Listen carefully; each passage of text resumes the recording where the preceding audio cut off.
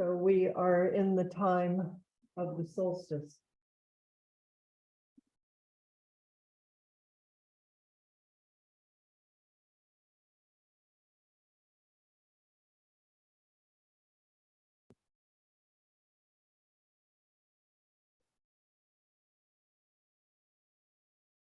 I was thinking when we're doing walking meditation is one of my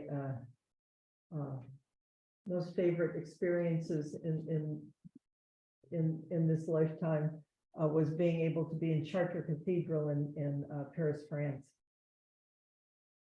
And the wisdom of the way, I mean, this is my understanding, is that buildings, sacred buildings, were built as an embodiment, an expression of human embodiment. They weren't some idea. So it wasn't all just spire and aspiration. I mean, there's a going up, but there's a labyrinth, and down below, it's as deep as it is high. There's a well. So there's the spire, and then there's a labyrinth that's sort of in the womb or the belly. That's the way I experienced it. And you can go down, and there's a well at the very center of the labyrinth, and it's where the Black Madonna is. So this deep, deep wisdom, embodied wisdom of the balance of the light and the dark.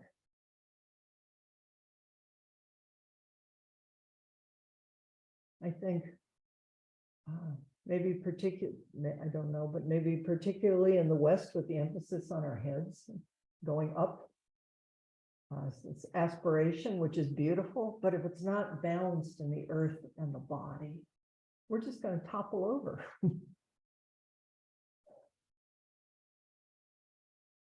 So it's wonderful to celebrate the solstice and the dark. Because mostly our stories are that the dark is scary. I had Erica did a wonderful visualization with us on Tuesday, and I can't remember quite what it was, but in my experience, what came forward was how much when I'm sitting in a circle of light, it's like that edge, the light goes just so far, and it's where you feel comfortable because you can see other people, and it's warm, and there's some feeling of safety, but it's that edge between the dark and the light and what's out there, because you can't see it, that feels scary. The unknown. But then in my visualization, I had this memory of how much I love to walk in the night. But it takes a little while because the body has to drop down till the entire body becomes hands and eyes, and you can feel your way in the dark. It's a different intelligence. And one's not better or worse, but how much the light and the dark need each other. And then you start to see little eyes peering in the dark, and sounds, and the stars, but we don't do that so much because we're all inside with our electric lights. Maybe take a walk. I mean, there's mountain lions where I live. Take a light. take a staff. Like, maybe make a point during this time to just go out and walk in the dark, even just a short one. Maybe just up the driveway and back, but experience the night, the dark. So that's what I wanted to do today, was do a kind of meditation on the dark.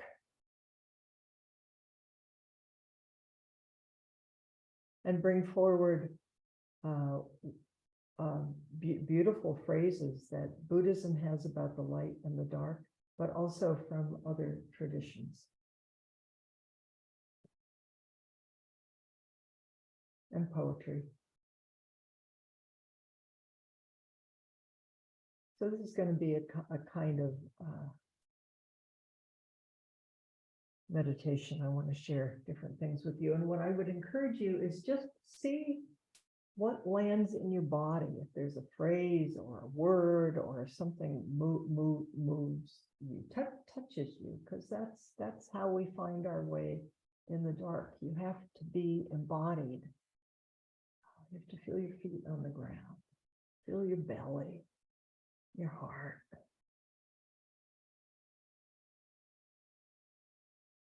The entire body is hands and eyes.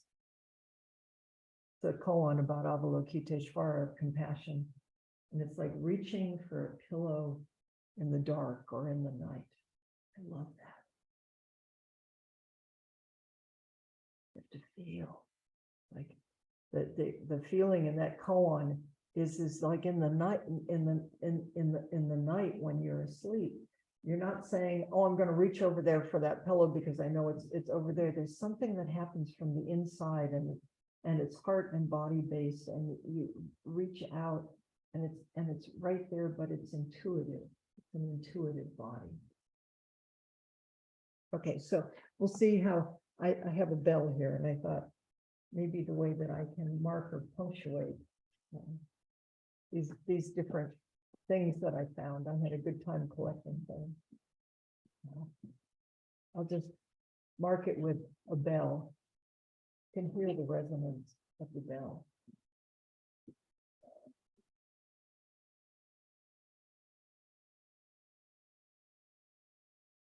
Zenju Earthling Manuel says, what if we choose to go deeper into darkness instead of running from it? What might we find there beyond our longing for light?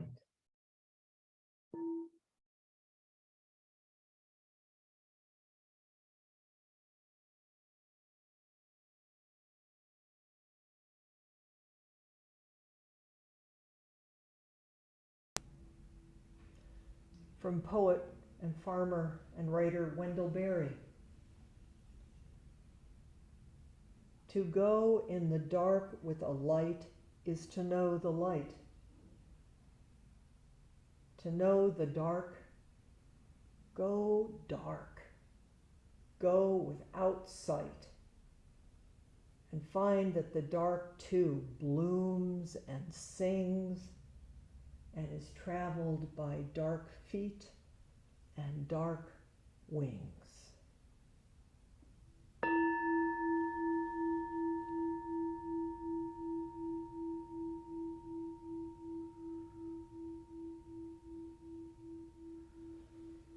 I'm going to do that one again because I love that one.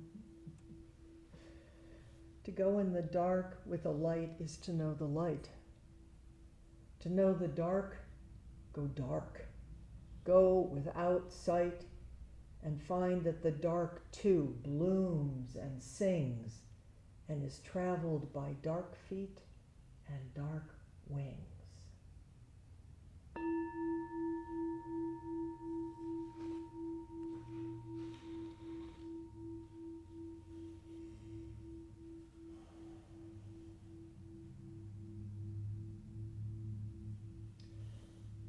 Starting with a dedication and an acknowledgement that we're on southern Pomo land, I want to read you from,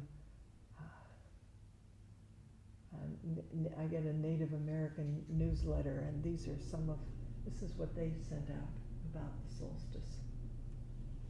Begins with, like many events in American Indian culture, there is a proper time and place for all activities. Traditional storytelling is reserved for the winter months for many tribes. This was a practical choice given the fact that during the other seasons people were busy growing, gathering, and hunting food. It was in the winter, with the long, dark evenings, the snow and wind blowing outside, that telling stories was a way to entertain and teach the children.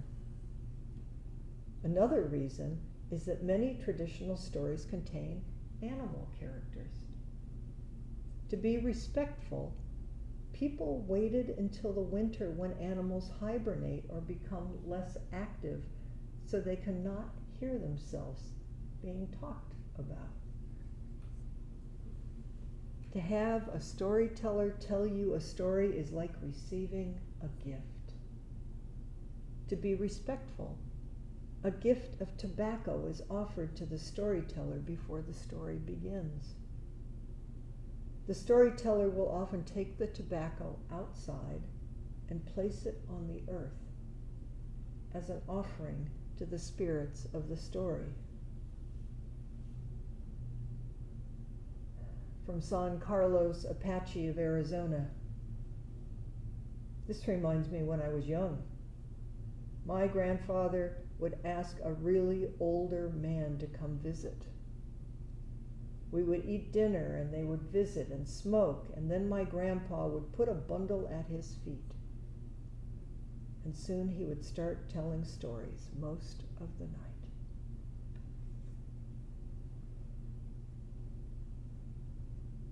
From the Ho-Chunk Nation of Wisconsin. We have to wait for the winter moon, and there has to be snow on Mother Earth for these stories. And the Blackfoot of Calgary says Blackfoots are the same with the snow and the stories. My friends in Calgary tell me it's 30 degrees below, and that's the high. From Acoma Pueblo in New Mexico. The winter solstice marks our new year in Acoma.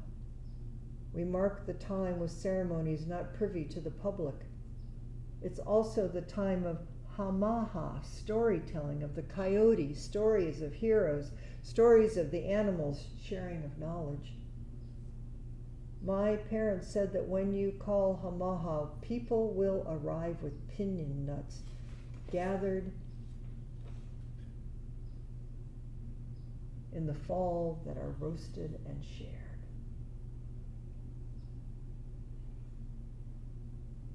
Passamaquoddy, New England. In traditional calendars in the Northeast, the solstice is always marked. And for my folks, it's a sign that the frost giants will be returning to the north. Asinbonu Sioux, South Dakota. Waniyetu, winter, time for gathering. Kasansa, red willow bark, while the thunder is gone.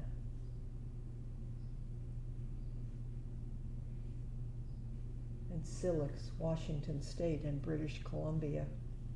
What I know is that it marks the point in time when our winter ceremonies can be held. My grandmother sometimes held her first ceremony of the winter at this powerful time. We have winter dance ceremonies, prayers for the New Year's to come, for the berries, roots, four-leggeds, and fish, the four food chiefs, prayers for our families and ourselves. And there are songs and dancing and feasting and a giveaway. This is held during the evening and can go on all night, depending on the number of sacred singers who want to share. The ceremonies are called winter dances. Or my grandfather also called them Chinook dances. In our territory to the south in Washington State, around Nespelem, my grandfather told me of one dance ceremony lasting 10 nights in a row.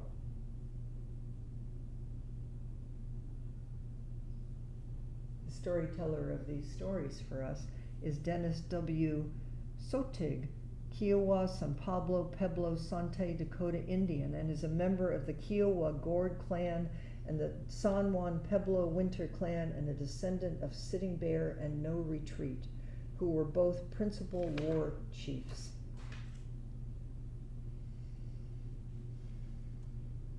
Of the Kiowas. Dennis is a writer and a cultural specialist at the Smithsonian National Museum of American Indians in Washington, D.C.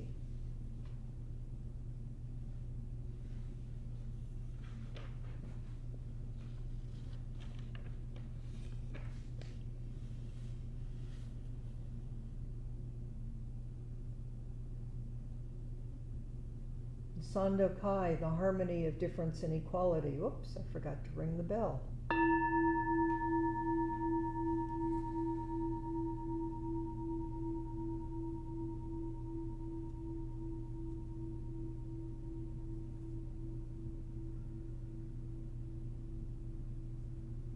Sandokai, the harmony of difference and equality, chanted in Buddhist temples all over the world. Here's a portion. In the light there is darkness, but don't take it as darkness. In the dark there is light, but don't see it as light. Light and dark oppose one another like the front and back foot in walking. Each of the myriad things has its merit expressed according to function and place.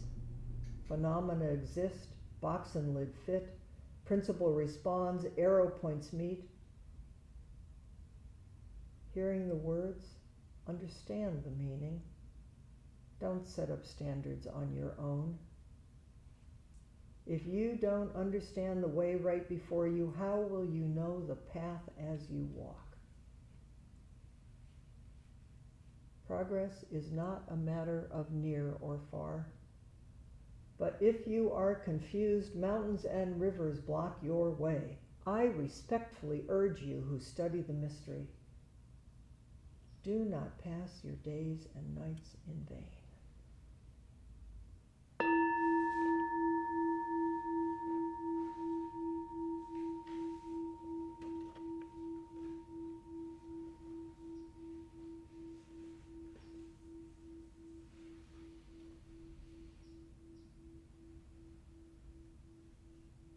Two Days of Winter by W.S. Merwin.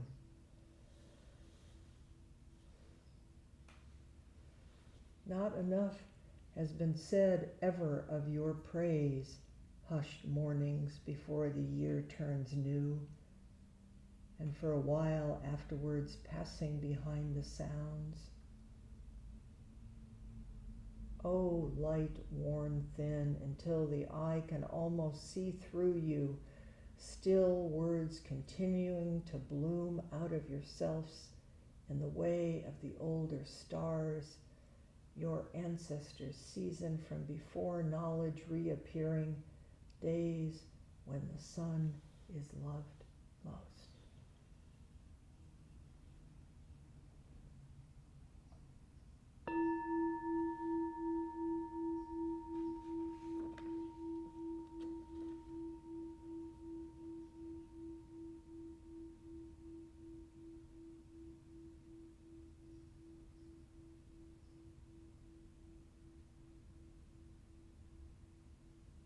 From a wise friend. The year is turning as it always does. How wonderful is that? Snow arrives in the places snow belongs, winds blow, fireplaces grow warm, and the rivers run as they always do, to the sea. I know there is much to be concerned about. There is so much to distract our attention from this particular moment. But really, we are here now. That's the only truth. Independent of our feelings or judgments about it, we are here now. I'm going out on a great limb here, but what if it is all right? What if everything is all right? This moment is not about any one of us or even any particular group of us. We are collectively on the cusp of great change that we, along with our ancestors, have been living and working towards. So much is possible. And so much depends on our trust, our interrelationships, our willingness to take great leaps of faith, and our refusal to be less than optimistic about our future.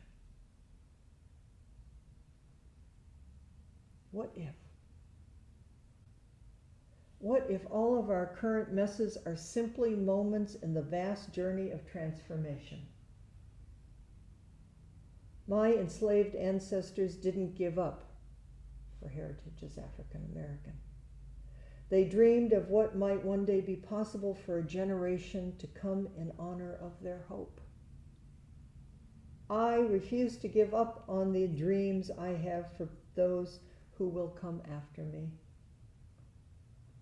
It's solstice, the time when winter begins here in the northern hemisphere. For those in the south, this marks the beginning of summer. The seasons change as they always have and always will. That's a given. How marvelous is that? And as the year turns, I wish you sweetness and goodwill. May you have time to sit in stillness, time to dance by the firelight, and time to celebrate with those you love. May we remember, even for just a moment, that we are all, every single one of us, an integral and necessary part of the whole. Big, abundant love to you, to those you cherish, and to all life.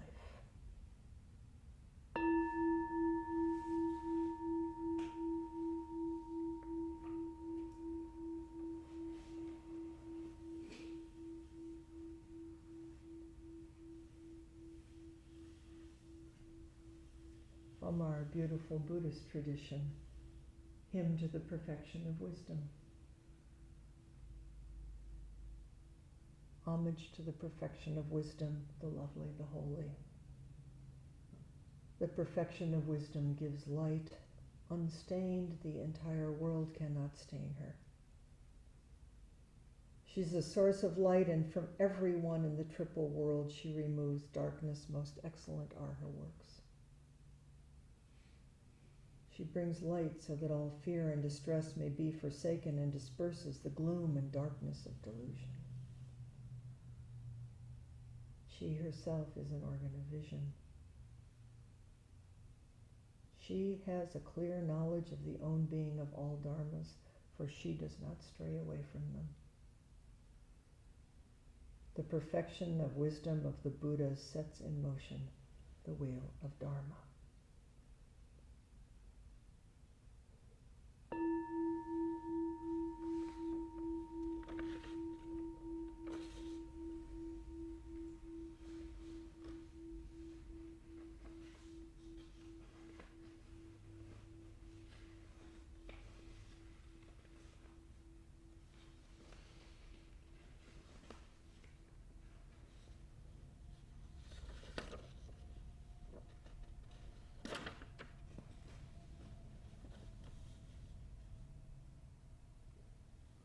By Dana Gioli.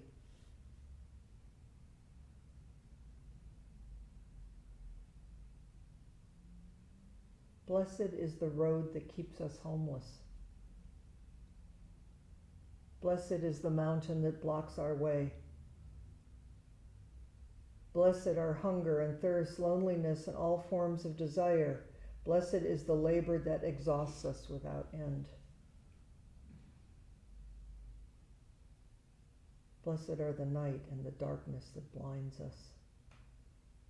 Blessed is the cold that teaches us to feel. Blessed are the cat, the child, the cricket, the crow. Blessed is the hawk devouring the hare.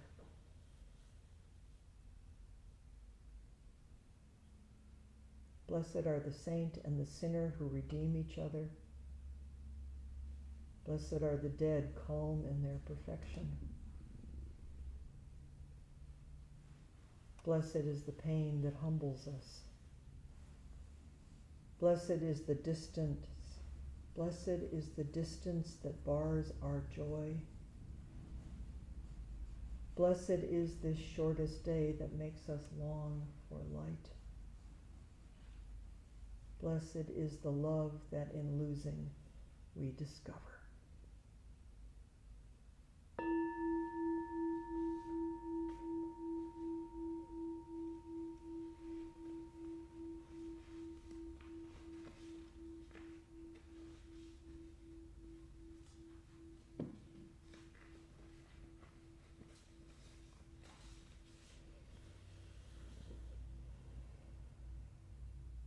In the prayer of Shantideva, may all beings everywhere, plagued by suffering of body and mind, obtain an ocean of happiness and joy by virtue of the merits of my practice. May no living creature suffer, commit evil, or ever fall ill. May no one be afraid or belittled with a mind weighed down by depression. May the blind see forms and the deaf hear sounds. May those whose body are worn with toil be restored on finding repose.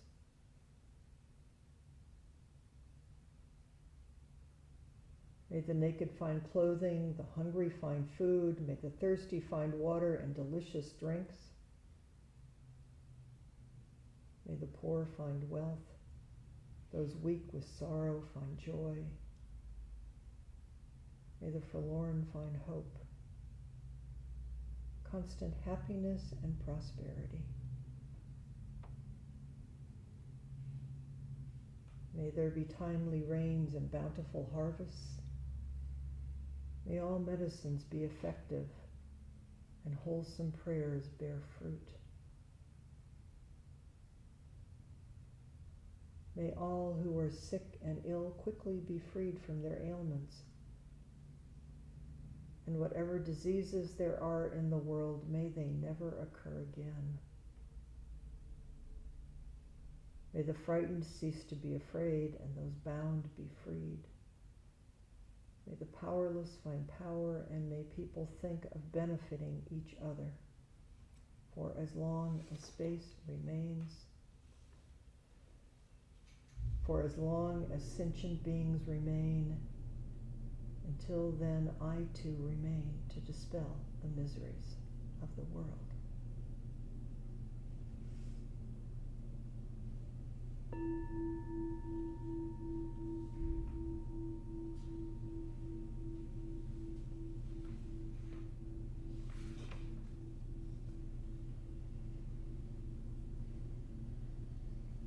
And one more. I actually have a whole lot more. This is, maybe some of you know Adrienne Marley Brown, Murmurations. She's a social activist, African American. It's a wonderful. She's a really wise person in the world of social change. Here's her advice, or some advice, going forward into the new year.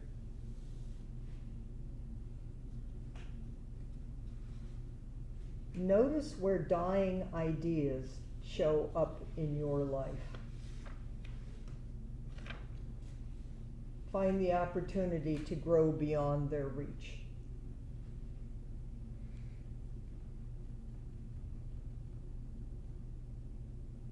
Notice collective denial. Denying reality doesn't work as a long-term solution.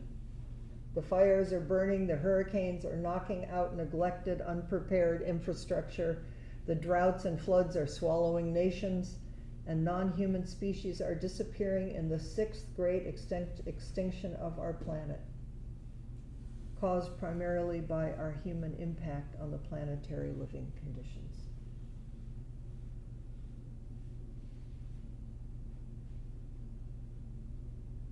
Notice collective experiences.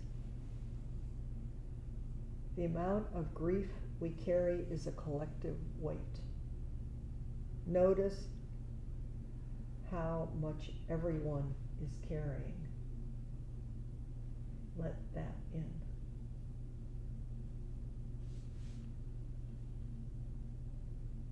Slow down and embrace awe.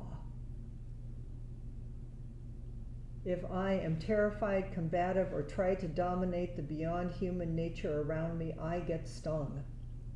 I feel disconnected and hopeless. But if I slow down and lean into the experience of being one species among many, I experienced so much mutual curiosity, and I feel so much awe at the marvel of our collective existence, even in this moment of upheaval.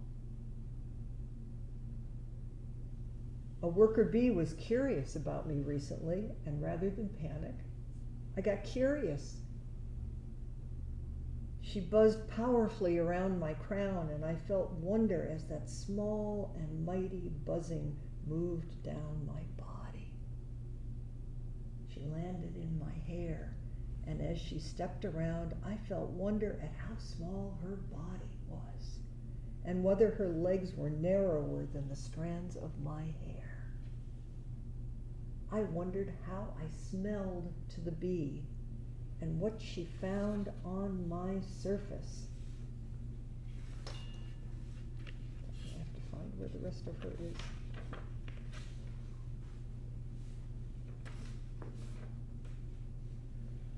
A seven-legged spider was curious about me shortly after the bee.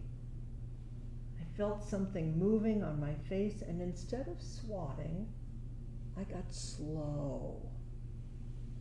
I drifted my finger softly along my cheek toward the temple, and there she was, now moving along my fingertip, leaving web in her wake. I spoke to her, wanting the hum of my voice to show that I intended no harm. She climbed from finger to finger, hand to hand, stopping often to just sit there.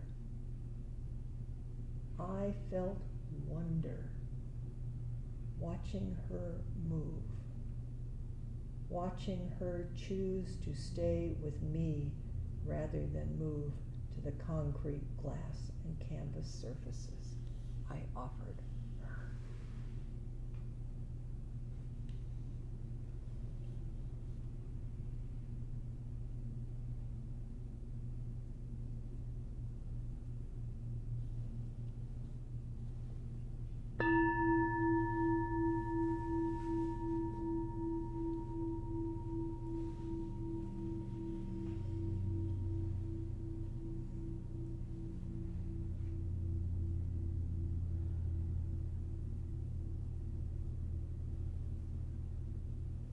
Out of the darkness of not knowing, out of deep body, heart, mind, let 3 to 6 words arise as we sit on this cusp.